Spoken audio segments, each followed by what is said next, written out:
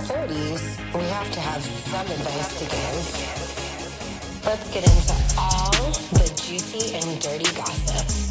And the rest, well, we'll just figure it out along the way. Hi guys, and welcome back to another episode of Structured Chaos. I'm Kyra, and today we're getting into all of the thoughts that I have been carrying around all week. Welcome back, welcome back. Hope everyone is refreshed and ready to go.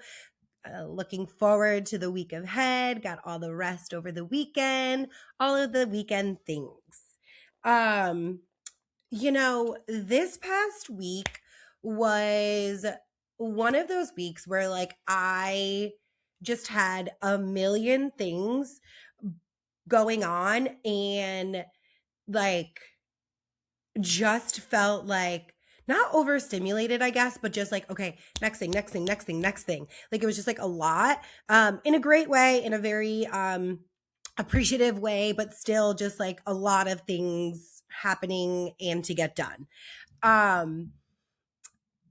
I know that I spoke about some like driving incidences a couple weeks ago, and then something else happened the other day and it just got me like angry all over again. If you don't remember, a couple weeks ago, 2 guys gave me the middle finger in the same day. And then this week, so the freeway is like not like super far from my house, and it's typically, like not like a high traffic area, but for this particular morning there was just like a long line of cars. And so this car behind me is like trying to like ride my bumper the whole like street and then like to turn on to go onto the freeway, thinking that like I just for some reason decided to go 2 miles an hour.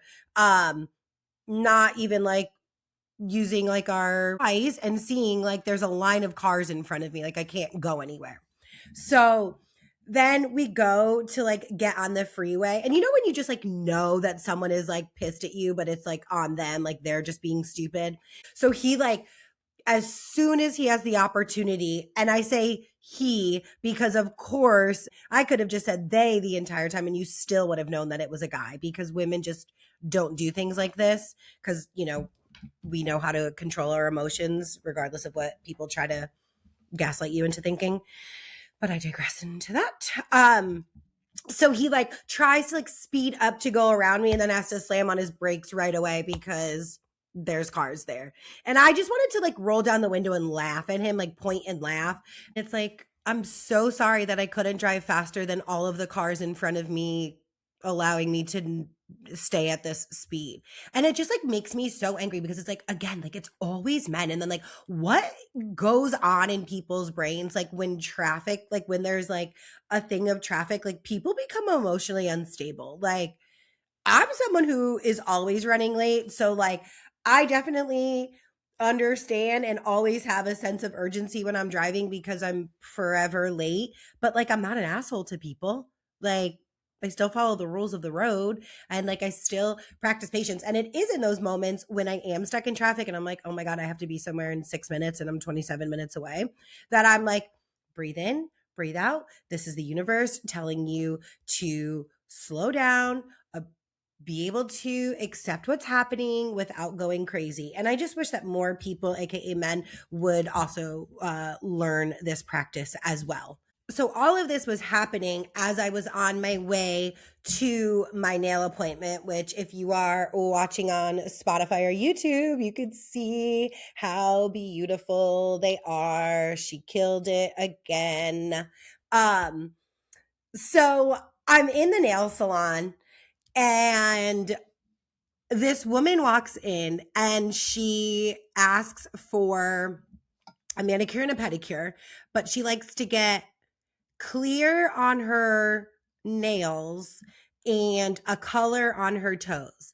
And I just thought to myself, like, that's just like such an odd combo. Like, I mean, I guess I just like don't understand clear nails in general.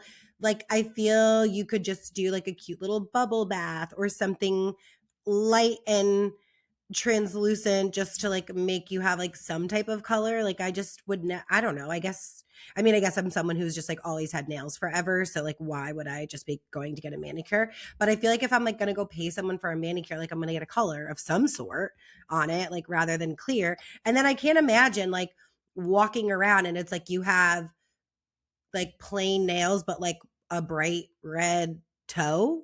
Like that just seems odd to me. I mean, I guess as I'm saying it out loud, I guess like there are people that do that. And I guess like it could be normal. I don't know. It was just like weird to me and like didn't make sense. And also, speaking of things that don't make sense, also while I was at the nail salon, this woman came in with her 2 dogs. And here's the thing. I'm a dog lover. Love animals. Well, not cats, but like love most animals. And it just seems like so annoying to like carry 2 dogs with you all the time. And like they were like little, I don't know, Pomeranians or Chihuahuas or like long-haired Chihuahuas. I'm actually not sure. But like it just seems like so unnecessary. I mean, I do think that the strollers are also unnecessary, but it was almost one of those moments where it's like, I'd rather you have a stroller than carrying 2 dogs and like you're getting your nails done.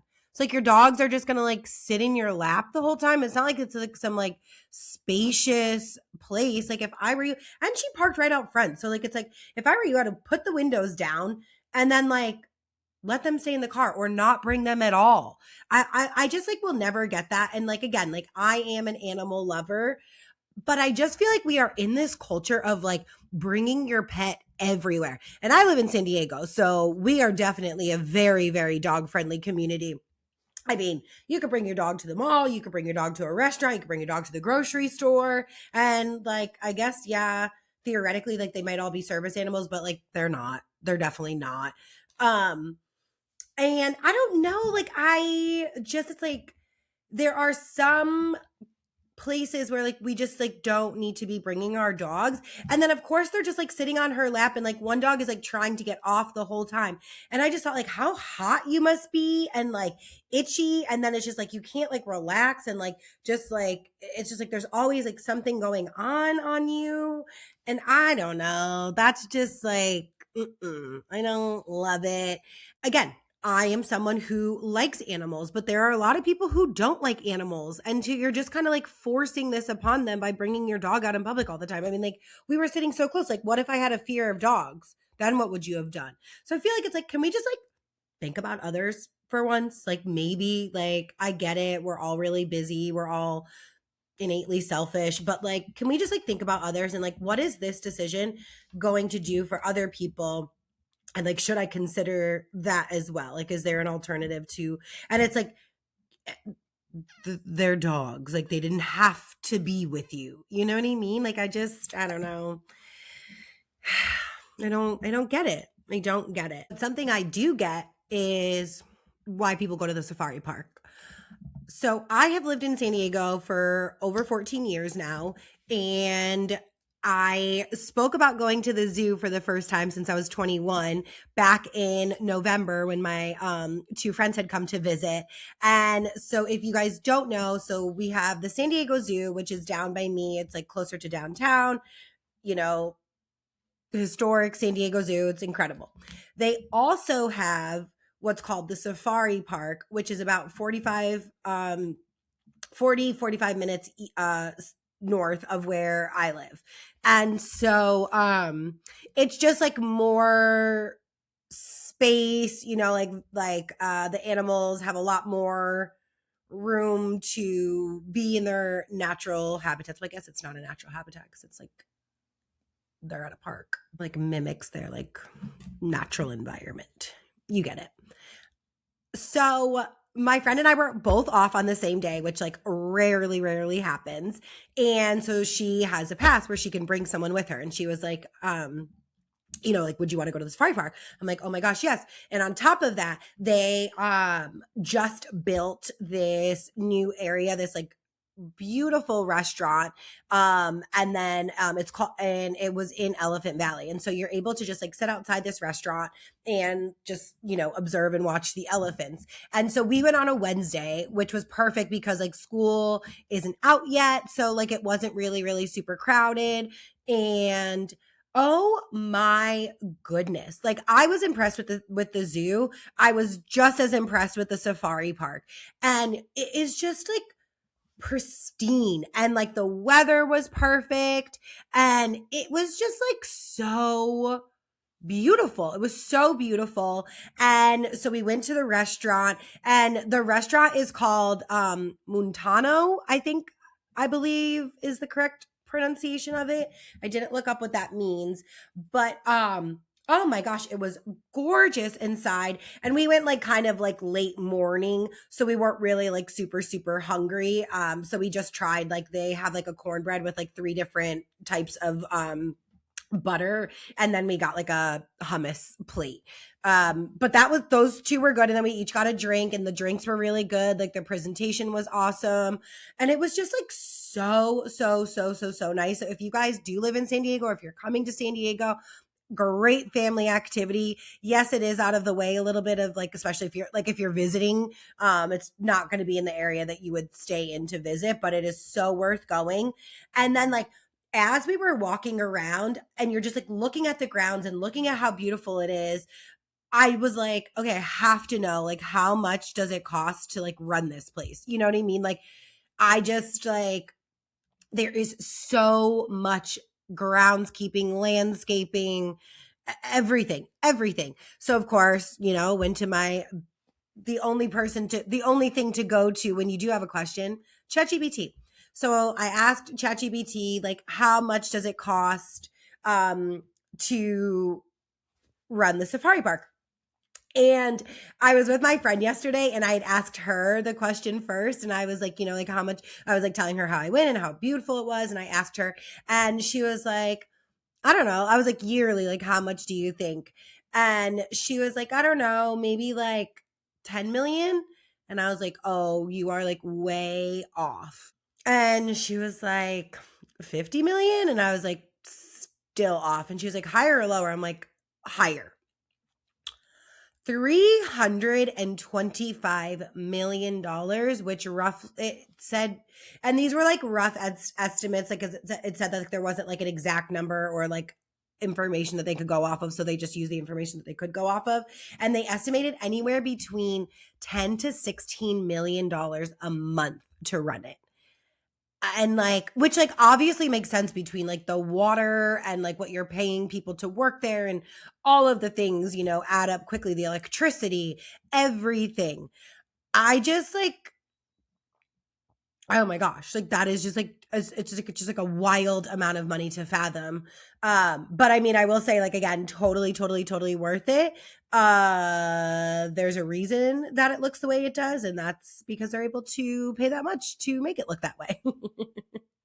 And then when my friends and I were at the zoo back in November, we kept walking around and being like, this doesn't look safe. Like, it really seems like, I'm no zookeeper or expert, but like, it just like doesn't look like the netting and the fences and like the heights of everything are like actually something that's going to keep the animals from escaping. When I was just there with my friends, or when I was back at the zoo, we like kept going around and being like, looks like they can get out of there. Looks like they can get out of there. And like, we were like planning like their escape routes.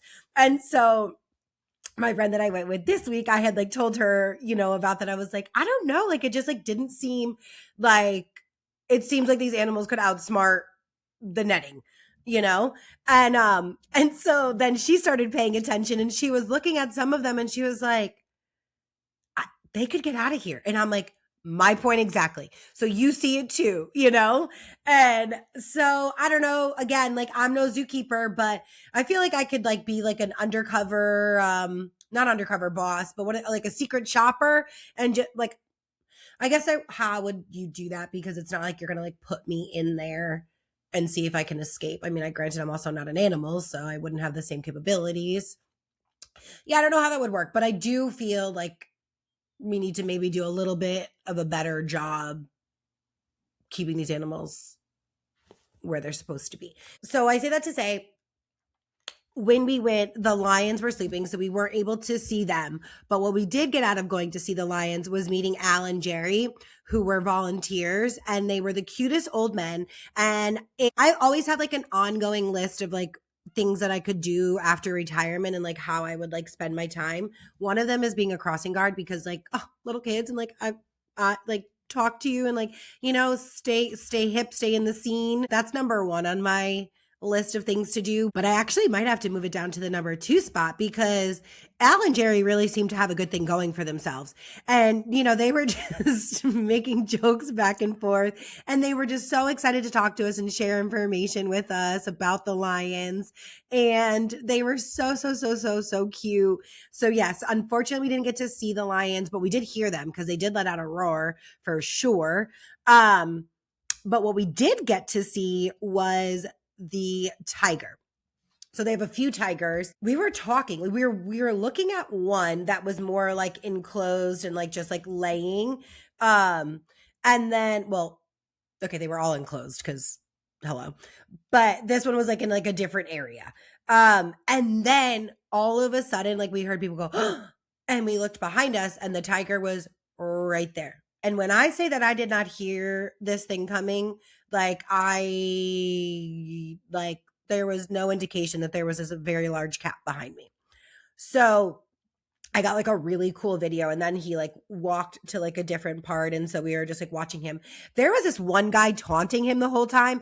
And I just thought to myself, like, have you never read a story about an animal that gets like taunted and like loses it and goes into like natural instinct animal mode? Like, what are you doing, my guy? And like, please do that when I'm not in this like area because like, don't put me in danger for you being an idiot, You know what I mean? Like, my guy, like you're talking to a tiger. Like you're like, no, thank you. Like do that to a goldfish or something, not a tiger and not when I'm around you. And so and again, based on the fact that I think that they can get out of all of these enclosures, I'm like, this thing is going to climb the tree, jump over and maul all of us. Like, please leave him alone. And so then he like walks to this other part and then he just like starts like walking towards the glass. And like, I got like really great pictures of him, but I'm like the stare and the eyes of that tiger, like obviously like, yes, it's beautiful, but very scary also. So like, no, thank you. And then I just thought like too, like, is it wrong for us to go there? Because like, I mean, not that I'm like some like overly obsessed, like animal lover, but like, is it wrong for them to be in there? I mean, I feel like of all places, like these are like the San Diego Zoo and the safari park are like best for taking a animal out of its natural habitat because like I think it was like, what did they say? It was like 1,800 acres or something like that, which is like really, really, really big. And we did the like tram ride or whatever.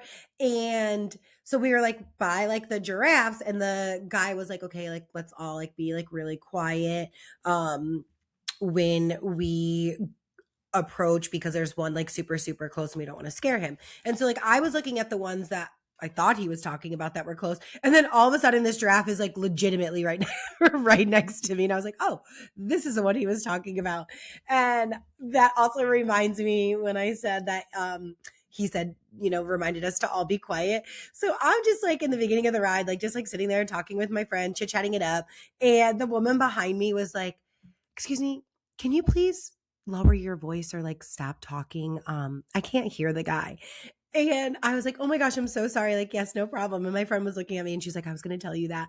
And it's just so funny. Like, I am just so unaware of how loud I am and like how my voice just carries.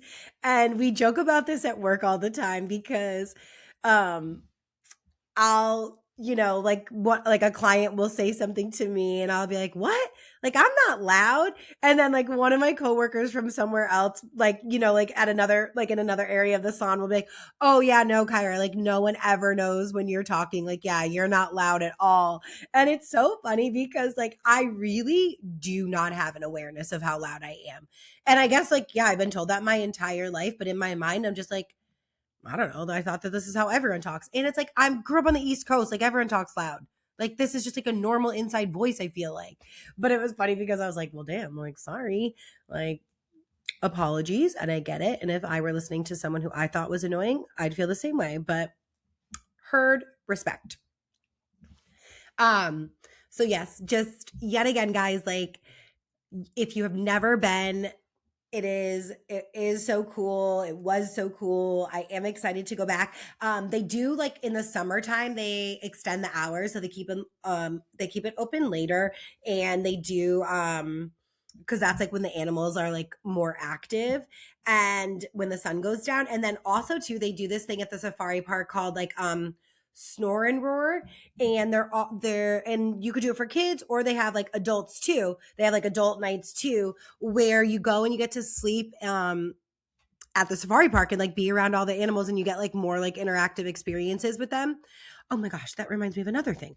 And so I thought that was really cool. And so me and my friend like went around and we like unzipped the tents to like see what they look like inside. And they were really, really nice. They had like a king bed, and then they had 2 bunk beds, but like they were very, very nice. So I don't know. That seems like cool. If like that's like something that you're into, it seems like it's definitely worth the money. And I think that they do like a kids like sleepaway camp or something for a couple nights. But that reminds me of more interactive experiences with the animals. So there was this like I don't know, I guess like a not a patch of grass, like an area, like you could see that it was like a track of grass. And it was like right by the lions, and my friend was like, "Oh," she was like, "This is where they do like the cheetah run." And that's exactly like what it looked like. It looked like a path like where someone would just like run back and forth. And I was like, "I'm sorry, what?" And she was like, "Yeah." She's like, "This is where they do like the cheetah run, and like the cheetah just like runs." And I was like, "Is it on like a leash? Like, is it on like is there anything like holding it back from jumping out of the 3-foot barrier that they've created?" And she was like, "No." She was like, "They just like let it go and like let it run." And like, I understand that animals adapt to their environments, and they do, it's like when you have an animal on set in a movie, like they know to behave. But like, there is a point in time when like an animal is going to an animal. And this cheetah run, there was literally no blockade. I'm telling you guys, it was like a 3-foot wooden fence. Like, and I don't know a lot about cheetahs, but I know that they can run fast and jump high enough to at least get over this fence. So like and then Al and Jerry let us know that they don't do the run as often. And I think it's like now like a paid experience or something. But either which way, like, no, thank you. Like that doesn't seem like something I need to be involved in. I'd much rather watch a video of that online and be impressed than in person and die. So no thanks. No thanks. When I tell you guys I had the most random week, like I had the most random week. So Friday, and also my friend is coming on Tuesday. So when this episode comes out, he will be here. And so I have been working, and then my friend is coming. And so I'm like trying to like, clean my apartment, go grocery shopping, like do all the things to like get ready for a guest, And so I've been trying to like be diligent with my time. And so I was like, okay, like I get out of work at this time on Friday, like I'll go home and like start getting everything ready. And my friend from back home had texted in the group chat, and he was like, "Oh my God," he's like, "Kyra, like, are you going to the Pink concert tonight at Petco?" And I was like, "No." I'm like, "Does that sound like something I'm going to do? Like, you've been my friend for 30 years. Like, does that seem like it aligns with my life?" And he was like, if I had known that she was coming, I would have booked a flight and come there and gone to the concert. And he's like a big, big, big concert goer. And he was like, it is still one of the best shows that I have ever seen. And so I was like, oh, okay, like that's like really cool. But like, no, I'm still not going. And so then my other friend chimed in, and she had gone to a Pink concert before, I think when she was in Boston. And she was like, oh my God, like you have to go. It's so good. It's so good. It's so good. And I'm like, okay, guys, like I'm not going. I'm sorry. Like I'm not going. Didn't even know she was coming. So maybe like 2 hours later, my friend texted me and she was like, hey, would you happen to like want to go to the Pink concert tonight? I have 2 tickets that I'm not using. And I'm like, well, I guess I have to go, because I went from not knowing that this woman was performing to now 3 people telling me that I should go to this concert. And so I'm like, oh, like my friend Sissy will be down for a concert. She loves concerts, and like that's like her type of music. So I texted her and I was like, hey, would you want to go to the Pink concert tonight? And she's like, hell yeah, like let's go. And so it was so nice too, because my friend who gave me the tickets told me that she was coming on at 8:20. So I think I was like leaving work. I had like an hour or so in between because I didn't need to get there. I don't even know who the opening acts were. And let me tell you, it was so nice to just be at a place in life where I didn't care what I looked like. And so my friend that I was going with was like, are you like getting ready? I'm like, no, I'm not getting ready. I'm going to be comfortable. Like, it's kind of like a little chilly out tonight. Like I'm not doing anything. And she's like, okay, good. Like I didn't want to get ready either. And so we go to the concert, a very eclectic crowd, very, very eclectic crowd. As you can imagine, there was people who were older than us. There was some people I think that were younger than us. I think based on like little girls that like their moms were fans and things like that. And then there was these two girls in front of us. And, we were watching and like we could obviously like only see the back of them for most of the time because they're in front of us. And we couldn't figure out like, are they younger or are they older?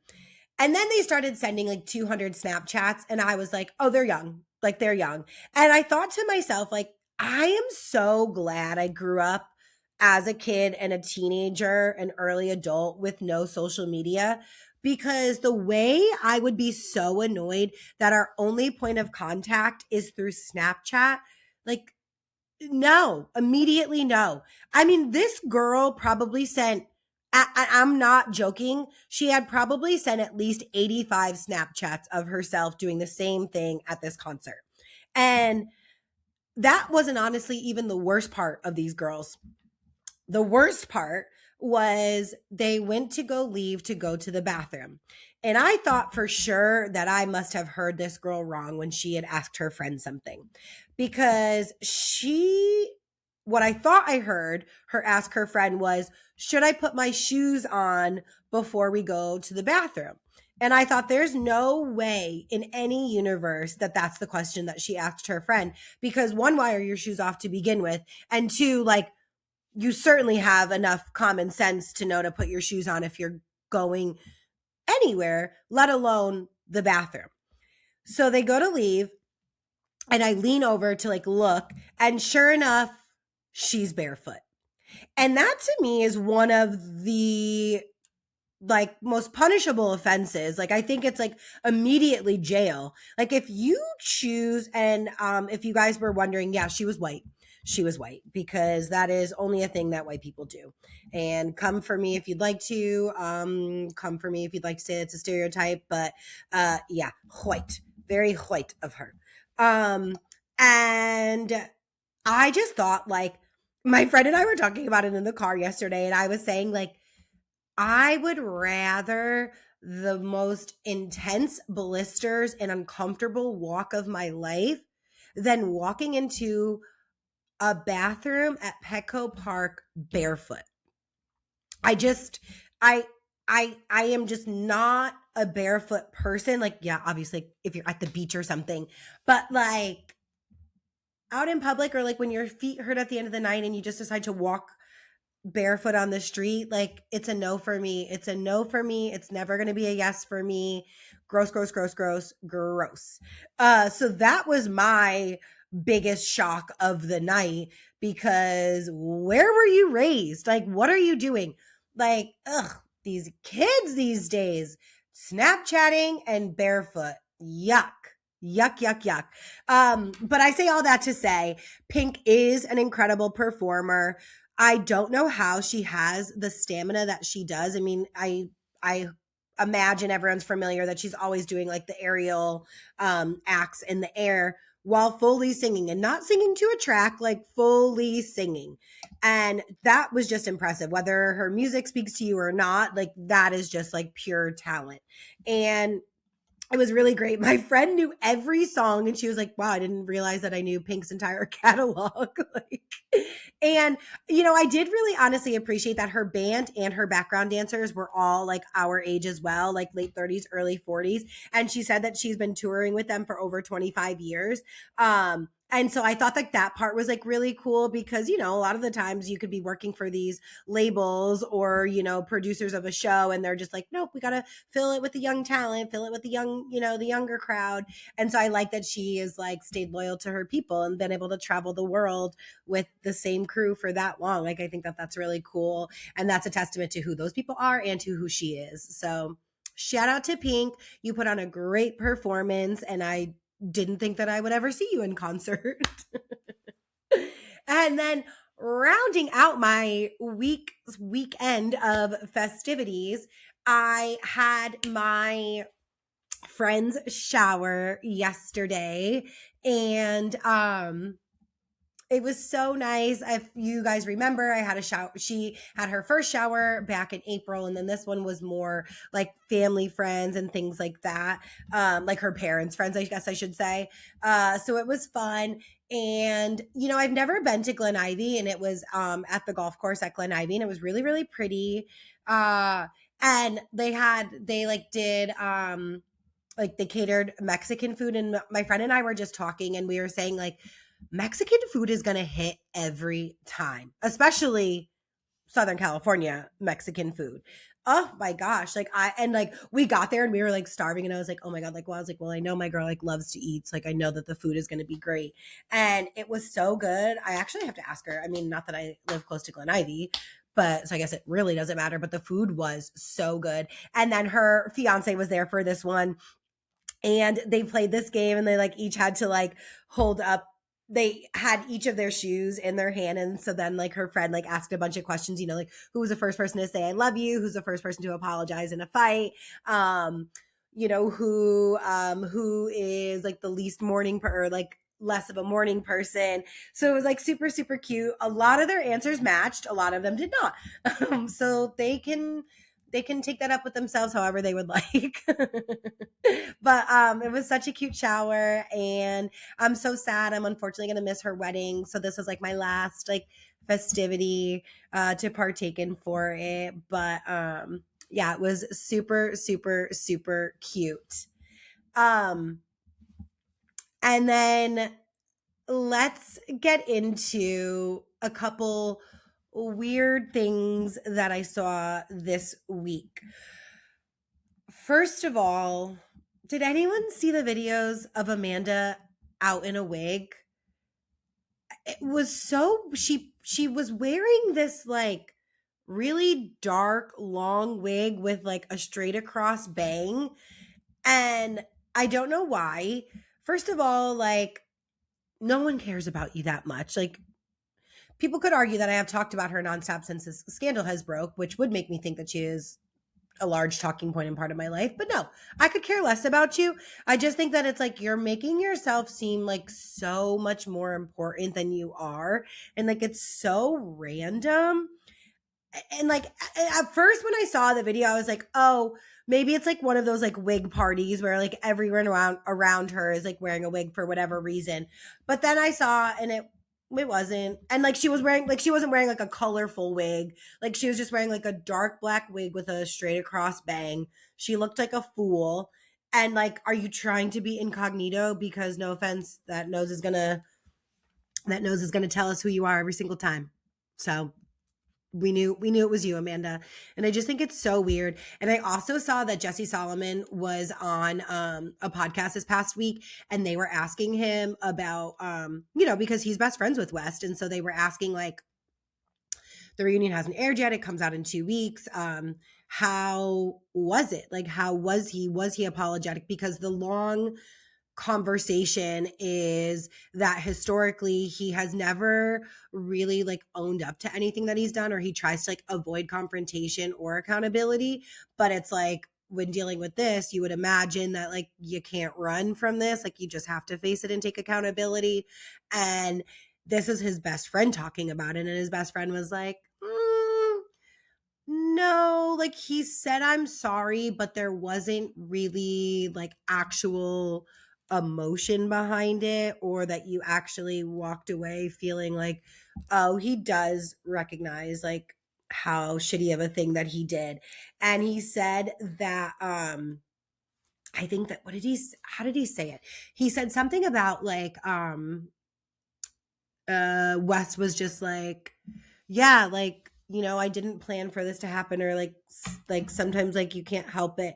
And Jesse was like, but like look around at what your actions have done. Like this is an entire real group of friends that is completely divided now because of your actions and your poor decision making. And not that I was thinking that there was going to be, some way for him to win us back, but like West, like you're just like that much more of like a gross guy that like you can't even understand and fathom what you did because you were just thinking with your dick. And like Amanda, like how also again like lame of you to like be with a man who's like this. Like I don't know. Oh, and Carl was on Watch What Happens Live this week, and Andy asked him like, do you think that they'll last? And he was like, absolutely not, like in no world. And he's been best friends with Amanda for over 10 years. So again, you guys blew up your world for literally nothing. So and then like, Amanda, stop, you don't need to wear a wig. We don't need you to wear a wig. And another celebrity who came across my desk that was, playing around with some fashion looks was John Travolta. So John Travolta was at the Cannes Film Festival, either which way, you know what I'm talking about. And he's wearing a lot of hats right now. He's wearing a lot of hats. His stylist or himself, don't know. They just said, you know what? We're going to dedicate one thing to this weekend, and it's going to be different types of hats. So he was wearing a beret. He was wearing a fedora. I will say, I don't know how old he is, but you know what? I got to look that up. I got to see how old he is. I will say he did look really good. Very chiseled jaw. He looked youthful, but I also feel that has to do with like the Scientology of it all, because it still freaks me out that he's a Scientologist. He's 72. Okay, that man did not look 72 in any of those photos. That's literally crazy. Good for him, I guess. But yeah, it's like still like you sold your soul to the devil type thing. Like Scientology is just bizarre to me. But he was there with his daughter. His daughter's beautiful. They had like some cute father-daughter moments. But yeah, I mean, good for you, John. I guess, you're 72. Try some different looks out, I guess. But it just was funny looking at that because it was just funny looking at that because it was not what I was expecting from him. And then before I close this episode out, I just have to say R.I.P. Archie. Shannon Bedore's dog, he passed away. And if you've watched Real Housewives of Orange County, you know that Archie is a big part of the show and he is her best friend. And so I'm really feeling for Shannon right now. I'm sure she is heartbroken. We're all heartbroken. So I can't even imagine how she feels. So I just wanted to take this time. R.I.P. Archie, you will be very, very, very missed. And you just seemed like the sweetest, most loving dog in the world. So, thoughts are with Shannon. I feel for her. I'm so sorry that she's dealing with that. I have yet again a busy week ahead of me. As I mentioned, my friend is going to get here tomorrow, so he'll be here all week.